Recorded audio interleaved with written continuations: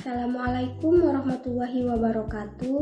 Perkenalkan, nama saya Aziza Aura Ramadhani dari kelas 2B, jurusan Pendidikan Bahasa dan Sastra Indonesia. Yang saya hormati Bapak Asosiat Profesor Dr. Asnawi SPD MPD selaku dosen pengampu mata kuliah belajar dan pembelajaran bahasa Indonesia. Baiklah, di sini saya akan menjelaskan mengenai pendekatan pembelajaran. Jadi, pendekatan pembelajaran adalah landasan berpikir, titik tolak atau arah kompas yang digunakan oleh guru dan siswa untuk mencapai tujuan pembelajaran yang efektif. Pendekatan ini mencerminkan filosofi pendidikan yang dianut oleh pendidik. Selanjutnya, hierarkis istilah pembelajaran dari abstrak ke konkret. Yang pertama ada pendekatan pembelajaran. Jadi, pendekatan pembelajaran merupakan tingkat yang paling abstrak dan umum. Ia adalah orientasi atau sudut pandang terhadap pembelajaran. Contohnya adalah pendekatan yang berpusat pada siswa atau guru.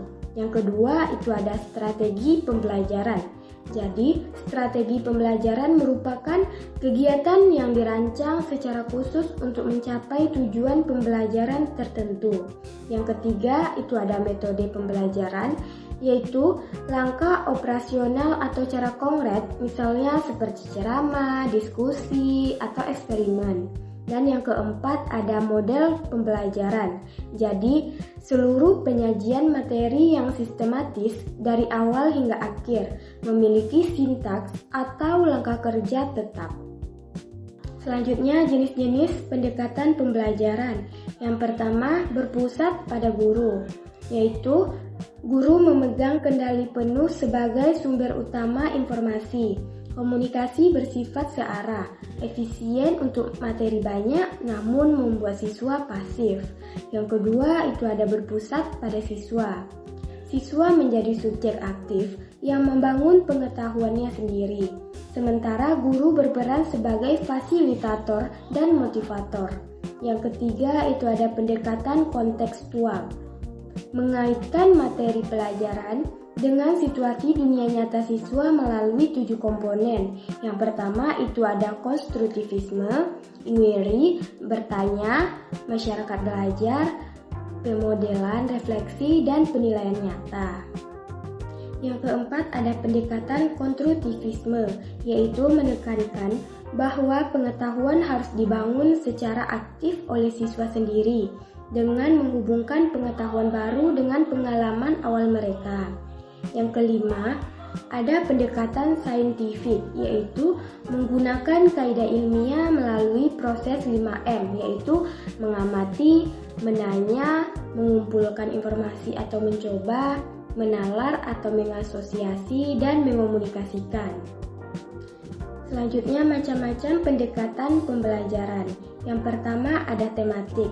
Jadi, tematik ini menggunakan tema tertentu untuk mengaitkan beberapa mata pelajaran agar memberikan pengalaman belajar yang utuh.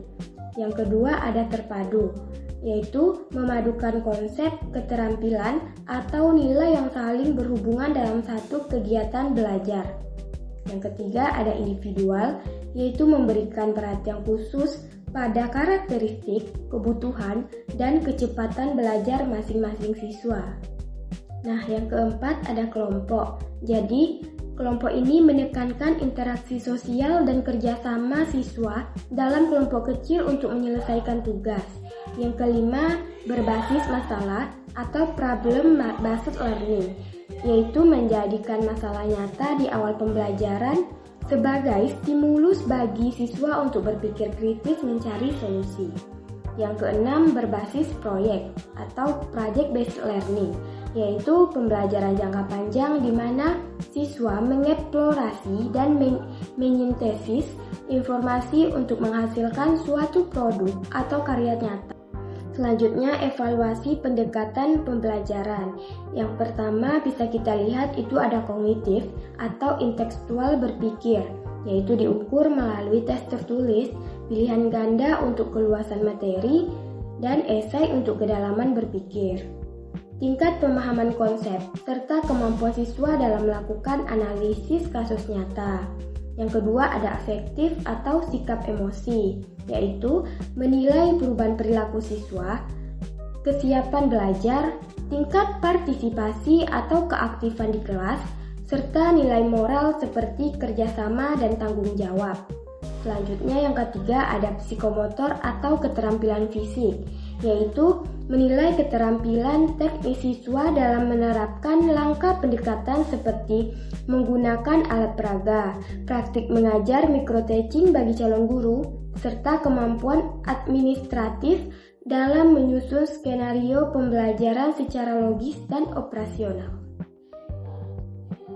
Demikian materi yang dapat saya sampaikan. Apabila ada kesalahan, saya mohon maaf. Wassalamualaikum warahmatullahi wabarakatuh.